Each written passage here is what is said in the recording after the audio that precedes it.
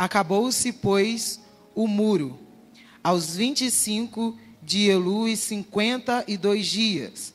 E sucedeu que, ouvindo todos os nossos inimigos, todos os gentios que haviam em redor de nós, temeram e sentiram-se humilhados, porque reconheceram que o nosso Deus fizera esta obra.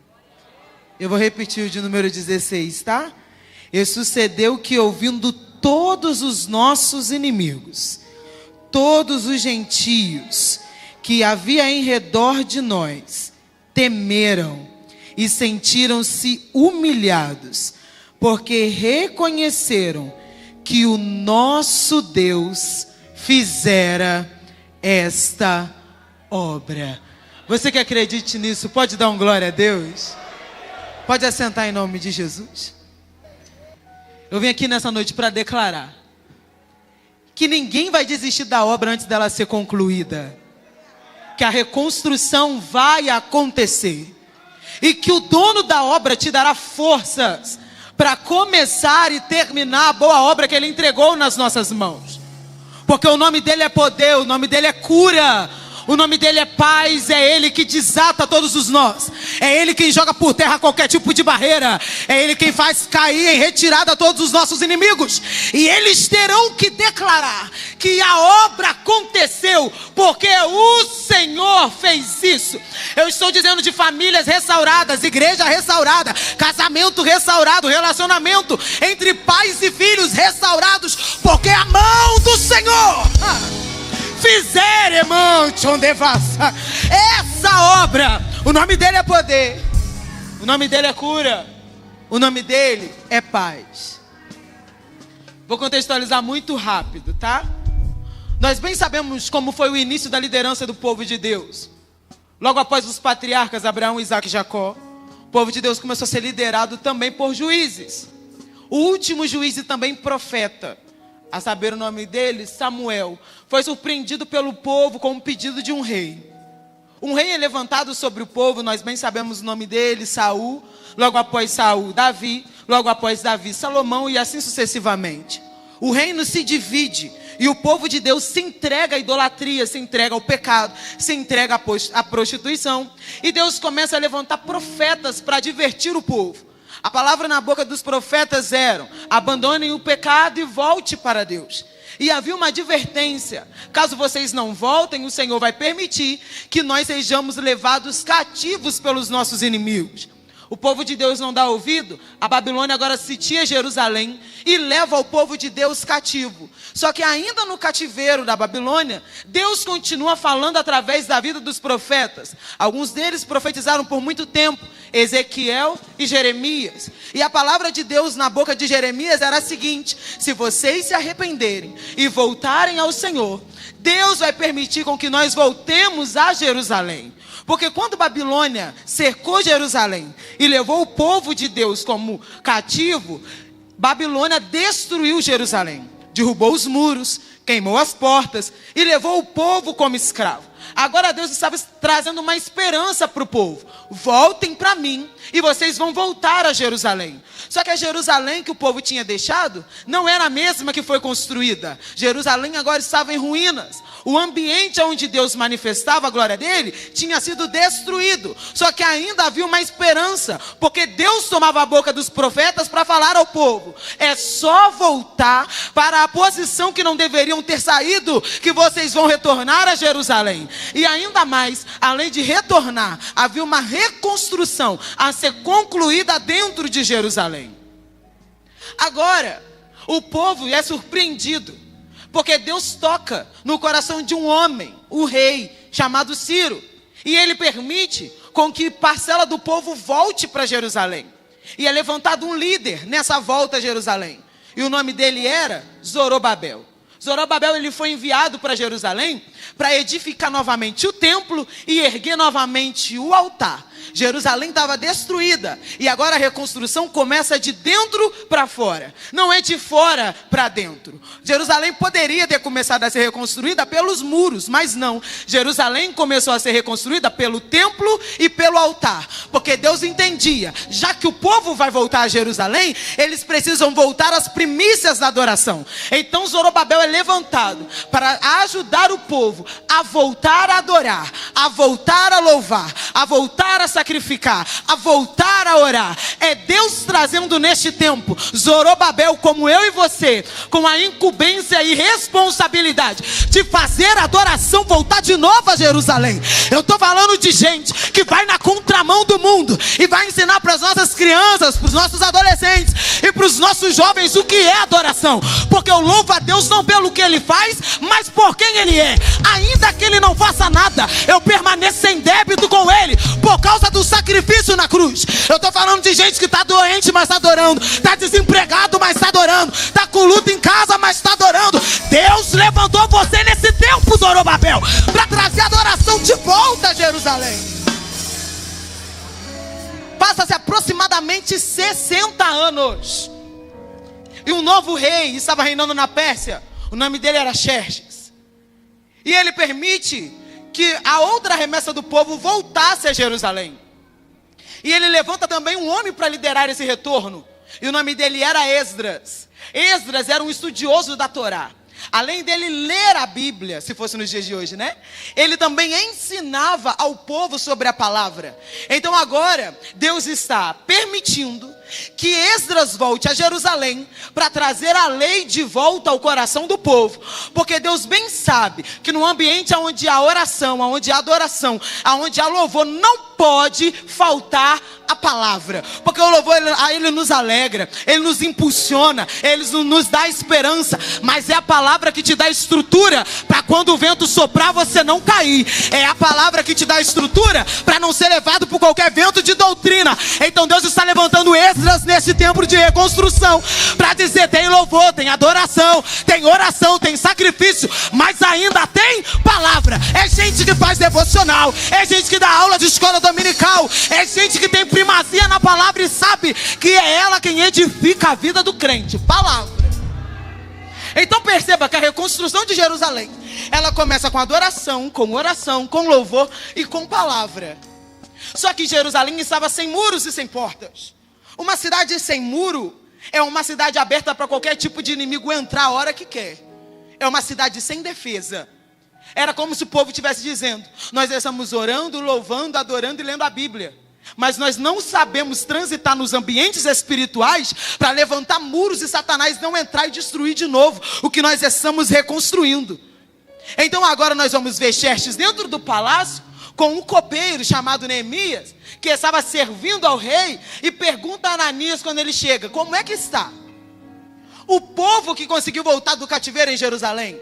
Então Ananias responde: o povo está em vergonha, porque Jerusalém está com os muros fendidos, com as portas queimadas. Essa é a verdade que precisa arder no meu e no seu coração. Não adianta ter oração se não ter vigilância. Isso quem diz não sou eu, é a Bíblia. Não adianta ter palavra se eu não vigio o que falo. Não adianta ter louvor se eu não vigio o que faço com o meu próximo. É Deus dizendo: é necessário que um muro seja reerguido para que o inimigo não entre e faça arruaça como ele sempre costuma fazer. Agora Neemias está num ambiente que para ele era favorável, mas ainda assim ele se preocupa com alguém que estava sem muros erguidos. E o Espírito Santo falou isso muito forte ao meu coração. Porque por muitas das vezes a guerra não é na minha casa, mas se for na sua, precisa doer na minha carne. Muitas das vezes não é meu filho que está desviado, mas se for o seu, eu preciso me compadecer de você. Neemias estava num cenário favorável, mas ele entendia: eu tenho irmãos que estão em Jerusalém, sem muros e sem portas de defesa. Ele chora, ele jejua, ele ora, mas ele resolve fazer alguma coisa. E a Bíblia diz que ele continua servindo o rei. O rei tinha tanta intimidade com Neemias que ele percebeu que o semblante de Neemias estava triste. E aí ele pergunta: Neemias, o que aconteceu com você? Que o seu semblante está triste? Coisa boa é crente que vem para o culto mesmo triste. Porque às vezes a gente está triste, quer ficar em casa, mas se você fica em casa o rei não te vê. Se o rei não tiver, ele não pergunta por que você está triste. E aí você não vai ter a oportunidade de dizer para ele: coisa boa é crente que chora, mas vem para o culto. Está triste, mas vem para o culto. Está sendo caluniado, mas vem para o culto. Está sendo perseguido, mas vem para o culto. Aí tem a oportunidade de ouvir o rei perguntar: por que é que o seu semblante está triste?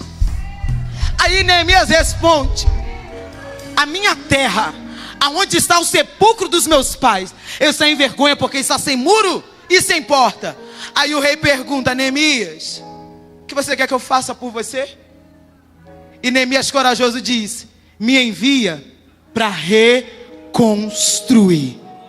Estamos iniciando o ano da reconstrução.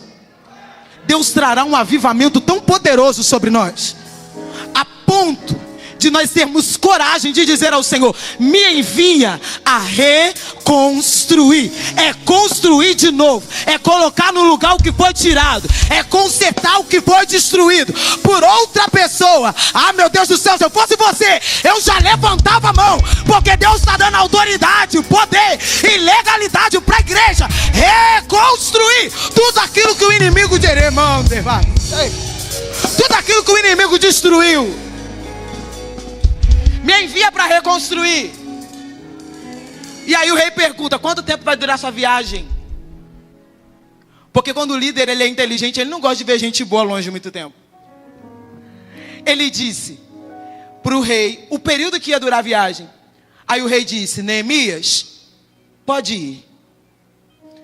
Sabe o que Deus está dizendo para mim e para você? Eu estou dando autorização para vocês reconstruírem. E quando o céu dá essa autorização, não tem ninguém na terra, não tem ninguém no inferno que possa paralisar aquilo que o céu autorizou. Deus está te autorizando nessa noite a reconstruir as coisas lá dentro da tua casa, viu? Deus está te autorizando nessa noite a reconstruir, Deus aqui, a reconstruir as coisas lá dentro do seu serviço. Deus está te autorizando nessa noite a reconstruir as coisas no seu colégio, na sua faculdade, na sua congregação, no seu departamento. O céu está te dando autorização. E quando Ele autoriza, Ele mesmo se encarrega de te manter de pé até terminar. Pode ir, Neemias. Só que Neemias é esperto. Ele sabia que até chegar em Jerusalém ele precisava passar por algumas províncias, e que essas províncias tinham governadores, e que esses governadores poderiam se levantar e impedir Neemias de passar e chegar até Jerusalém, que era o destino dele. Então Neemias disse ao rei: já que o senhor deixou eu ir, queria pedir mais uma coisa: me dê cartas para que eu apresente aos governadores e eles me deixem passar. Eu não sei se você sabe, mas no mundo espiritual existem principados e potestades. Os principados acham que são donos de países, estados, cidades, bairro e ruas. Espiritualmente falando, existe um principado em cada rua dessa que nós passamos. Se nós formos inteligentes como Neemias, além de receber a autorização do céu, nós vamos pedir para o Rei dos Reis: me dê cartas, para que se o governante parar na minha frente e não me deixar passar, a carta me autoriza até acesso. Tem gente que já entendeu, mas eu vou dizer de novo: é Deus nessa noite dando estratégia para a igreja. Você vai transitar nos ambientes espirituais com autorização. Peça ao Rei dos Reis a carta, que não vai ter entidade que fique de pé, não vai ter demônio que fique de pé, não vai ter potestade que fique de pé, não vai ter principado que vai parar na frente da igreja. Ah, meu Deus do céu, é o Senhor dizendo aqui: eu estou te dando carta de acesso. É só passar, é só passar. Carta de acesso. Que carta é essa, Tainara? Que pode me dar acesso de pisar em lugares que Satanás ia tentar me paralisar. Alguns chamam ele de Yeshua HaMashiach. Alguns chamam essa carta de leão da tribo de Judá. Outros chamam essa carta de carpinteiro de Nazaré. Alguns conhecem essa carta como filho de Maria. Eu gosto de chamar essa carta como estrela da manhã, lírio dos vales, rosa de Saron, a pedra angular, o Deus forte, poderoso, que não perde batalha, o príncipe da paz, o conselheiro, o pai da eternidade, aquele que era, que é e que há de vir. Na sua coxa está escrito: Rei dos reis, o Senhor dos senhores. Essa é a carta. Essa é a carta que te dá acesso para acessar os ambientes espirituais, para reconstruir. O rei deu a carta para Neemias. Só que Neemias é inteligente. Ele não se contenta só com a carta. Ele disse: rei, me dá mais uma carta para eu apresentar para Asaf, que é o zelador da floresta. Porque eu preciso pedir para ele que me dê madeira, para que eu construa as portas e as vigas de Jerusalém. Neemias sabia: não adianta eu ir para a obra sem ferramenta para trabalhar. E já que Asaf é o zelador da floresta, me dê uma carta para eu apresentar para ele, para que ele me dê a madeira necessária para eu construir as portas. Em outras palavras, é como se Deus estivesse dizendo para mim e para você: o Espírito Santo tem um arsenal. É só pedir o que você precisa. É de madeira que você precisa? Receba a carta para pedir madeira. É dom de louvor que você precisa? Receba a carta para pedir o dom do louvor. É dom da palavra que você precisa? Receba a carta para pedir a palavra. É autoridade na libertação que você precisa? Então receba a carta. É só pedir, porque o Espírito Santo de Deus está aqui hoje com o arsenal inteiro. É só a igreja pedir o que precisa. Agora Asaf entrega para Neemias o que ele precisava, e ele segue viagem. Passa pelos governadores das províncias. E quando ele chega, ele não disse para ninguém o que ele faria. A gente tem um problema muito sério de contar antes de acontecer. E tem hora que não é para contar o que Deus vai fazer. Não é para contar o que Deus prometeu. Neemias em silêncio, está escrito, tá? Ele levanta de madrugada, ele vai sozinho observar como é que estava o muro de Jerusalém. Ele viu aonde estavam as brechas. Ele observou como estavam as portas caídas e queimadas. Depois que ele analisou o terreno, ele fez um esboço, um plano de ação. E aí ele volta para os companheiros dele, e só com uma solução que ele vai abrir a boca para poder falar alguma coisa. Não se apresenta problema se não vier junto com a solução. Vou repetir, tá? Não se apresenta problema se não vier junto com a solução. Eu sou super aberto a ouvir qualquer tipo de crítica quando há problemas. Mas a única coisa que eu pergunto: o que você sugere que a gente pode fazer para melhorar? Porque crítica construtiva tem que vir junto com solução. Aí Neemias fala para eles: olha, nós vamos fazer assim, assim, assim. Estou correndo, tá? Por causa da hora. Quando eles chegam em Jerusalém, eu achei lindo isso aqui. Eu li tudo com muito cuidado e eu entendi. Eles fizeram equipes. Ninguém trabalhou sozinho. Eles fizeram equipes. E com as equipes, cada um ficou com uma função. Um levanta o muro do lado de cá, e a outra equipe estende essa porta aqui do meio. Enquanto isso, tem uma terceira equipe reedificando o muro que estava do outro lado, e uma outra equipe colocando uma outra porta no lugar. Assim eles trabalhavam juntos e ao mesmo tempo. O nosso problema é que às vezes nós queremos reconstruir cada um por si, Deus por todos. Só que isso aqui é estratégia de união. Vamos todo mundo junto. Vamos fazer um esboço aqui, ó. Tu reconstrói o muro desse lado aqui com a sua equipe. A outra equipe levanta a porta. Nós vamos começar junto, vamos continuar junto e vamos terminar junto. Uma obra que poderia durar anos vai durar dias. Porque o povo entendeu, a gente trabalha junto. Eu sou quem carrega o tijolo, eu sou o que vira a massa. Tá bom, então eu vou assentar lá a Jota, o outro. Eu levanto a porta, eu coloco os colchonetes no lugar. É gente que entende. Eu não preciso fazer a mesma coisa que você para Deus me usar. Pode cada um fazer uma coisa, desde que a gente faça junto. Se a gente estiver junto, unido, em unidade, comunhão, a obra vai prosperar. E de uma velocidade que a gente só vai saber se experimentar essa unidade. Eles reconstruíram o muro até a metade da sua altura. Quando chega na metade, vem Sanbalate e Tobias, irritadíssimos. Porque o inimigo nunca vai ficar satisfeito quando você começar a fechar as brechas. Quando você começar a levantar as portas. Sempre vai ter um Sanbalate e um Tobias para se levantar. A primeira estratégia que eles usaram, vocês não vão conseguir. A segunda estratégia que eles usaram, vocês são fracos. Aí chega Tobias e fala, a obra deles é tão fraca que até uma raposa derrubaria. O problema da minha geração é entender que quando Satanás não puder me tocar, ele vai tentar manipular as minhas emoções. Quem está com a mão na obra precisa ser blindado emocionalmente. Porque o que o diabo não pode fazer com você, ele vai tentar manipular para que você mesmo faça. O diabo não tem poder de tirar sua mão da obra. Então ele vai investir em manipular suas emoções para que você mesmo tire a sua mão da obra. Só que eu vim aqui declarar que o sangue de Jesus tem poder. Sobre a mim e sobre a sua vida. Sobre a mim e sobre a sua mente. Sobre o meu e sobre o teu coração. Sobre os meus e sobre os teus ouvidos. Não haverá manipulação de emoções em 2025. Deus trará um equilíbrio emocional tão grande para a igreja que ninguém vai tirar a mão da obra. Ninguém vai entregar carteirinha. Ninguém vai entregar departamento. Mas nós vamos trabalhar juntos. E a obra será reconstruída. Quando eles viram que isso não adiantou, está escrito no capítulo de número 4, que eles começaram a armar. Já que a gente falando, eles continuam no mesmo lugar, vamos fazer o seguinte. Vamos nos infiltrar no meio deles e nos fazer confusão no meio deles. Só que aí, teve um povo que era esperto e avisou para Neemias, olha, eles estão armando descer contra vocês e fazer confusão entre vocês para matar todo mundo.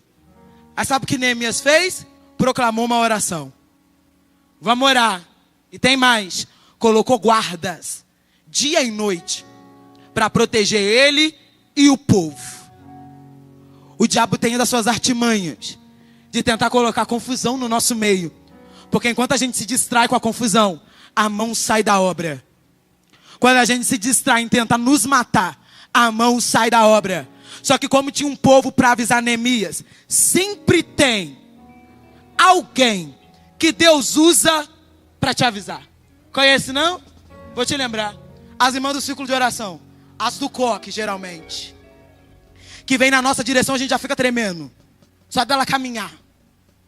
Sempre tem uma palavra. Deus me disse, sonhei com você, tive uma visão. Porque Deus sempre vai avisar aos profetas antes que qualquer coisa aconteça. E quando o anúncio chegar, que nós possamos fazer como Neemias. Vamos orar e pedir a Deus que coloque guarda ao nosso redor. De dia e de noite. Mas a confusão não vai chegar no nosso meio. A divisão não vai chegar no nosso meio. O disse-me-disse não vai chegar no nosso meio. Porque aonde tem oração tem comunhão. Aonde tem oração tem unidade. Aonde tem oração Satanás não entra. Aonde tem oração tem blindagem. Aonde entra a oração tem capacitação para resistir toda a ferramenta do inferno. Não deu certo. Quando eles viram que os muros tinham sido construídos e as brechas fechadas, eles mandaram uma carta para Neemias, Sanbalate. E ele disse, vem encontrar comigo.